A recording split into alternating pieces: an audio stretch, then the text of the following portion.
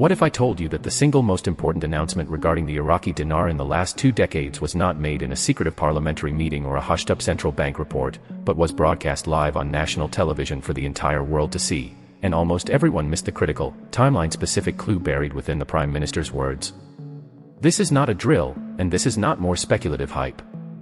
The silence has indeed been broken, and the path forward is now clearer than it has ever been, but understanding it requires us to read between the lines of diplomatic language and economic resolve.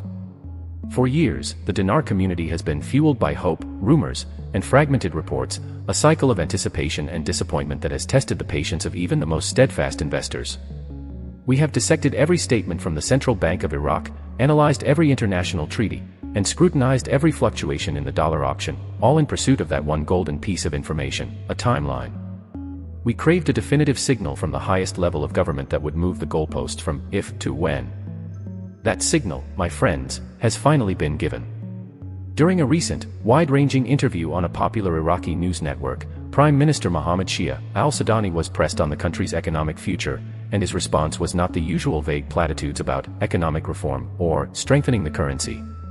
He did something unprecedented. He anchored his entire economic vision to a specific, publicly declared, and internationally monitored program, the World Bank's Country Partnership Framework and the International Monetary Fund's Standby Arrangement.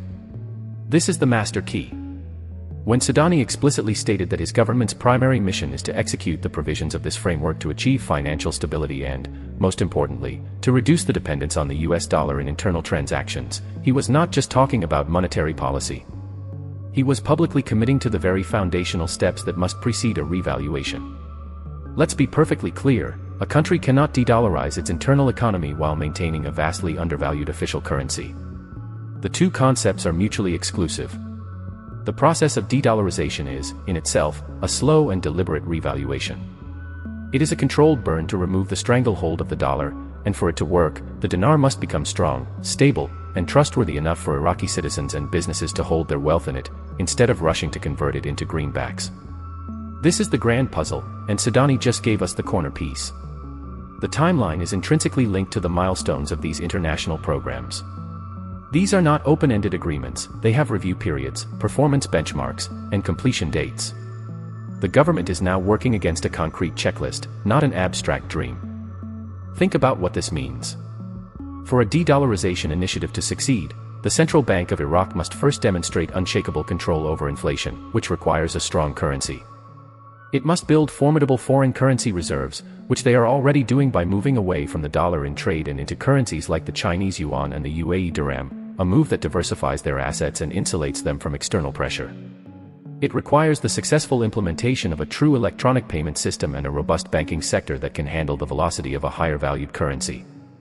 Every single one of these prerequisites is a stated goal within the Sudani government's program, and their progress is being measured and reported to the IMF and World Bank.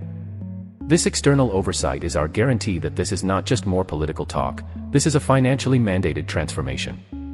The Prime Minister, by staking his government's credibility on this international stage, has effectively created a countdown clock. The revaluation is no longer a mythical event, it is the logical, necessary, and inevitable culmination of this meticulously planned economic overhaul. It is the finish line that awaits once all the structural hurdles have been cleared. So, when you hear questions about when, shift your focus to what. What are the current reserve levels? What is the progress on the banking reform laws? What is the status of the digital payment infrastructure? The answers to these questions are the real-time indicators of our proximity to the finish line. The timeline is no longer a secret, it's a spreadsheet, and it's being updated in real time. This is the concrete news we have been waiting for, the shift from speculation to strategic observation.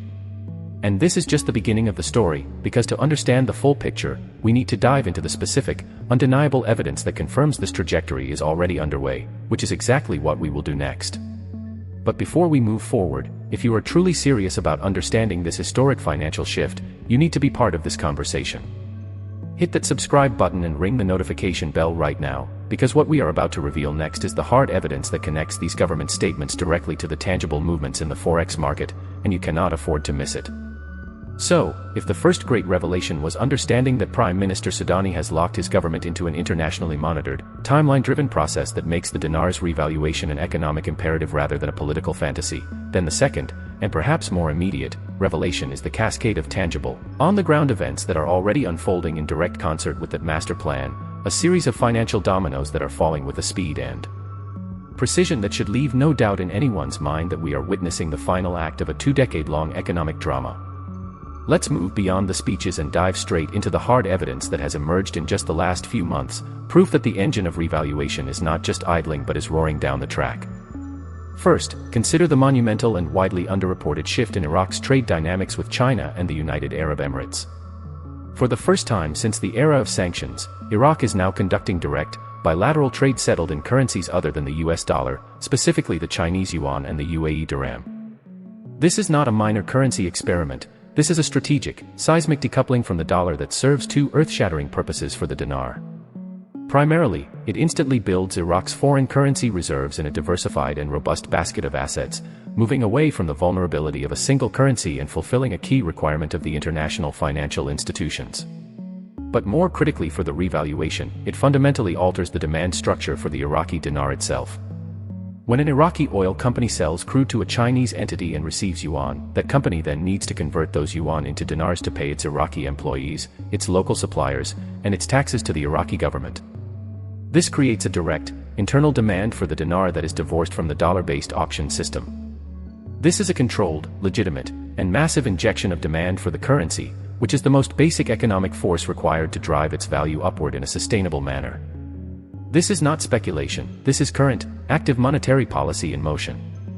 Second, witness the aggressive and unprecedented push towards a cashless society within Iraq, a move that is absolutely essential to control the money supply and prevent the kind of hyperinflation that could derail a revaluation overnight. The government's relentless promotion of the Iraqi card and other electronic payment systems is not just about convenience, it is a financial necessity for the future. By moving transactions into the digital realm, the Central Bank of Iraq gains, for the first time, real-time visibility and control over the entire monetary base. They can track the velocity of money, they can implement monetary policy with laser precision, and they can effectively combat the vast amounts of physical currency in circulation that have long been a source of instability. A successful revaluation requires the government to know exactly how much currency is out there and to have the tools to manage its value effectively. The digital payments revolution is the tool being forged right before our eyes.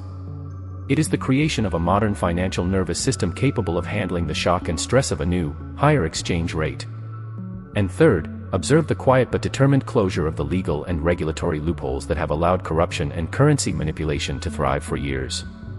The recent crackdowns on money laundering, the tightening of the dollar auction procedures to ensure only legitimate imports are funded, and the increased scrutiny on commercial banks are all part of a systematic surgical strike on the very forces that have artificially suppressed the dinar's value. The government is not just building a new house, it is first demolishing the old, rotten foundation. Every corrupt dollar that is prevented from leaching out of the economy is a dollar that strengthens the nation's financial position and adds to the credibility of its currency. When you combine these three pillars, the creation of non-dollar demand for the dinar, the construction of a digital control infrastructure, and the demolition of the corrupt financial channels, you see a blueprint for revaluation that is not only logical but is already in an advanced stage of execution. The timeline is no longer abstract, it is dictated by the completion of these parallel projects.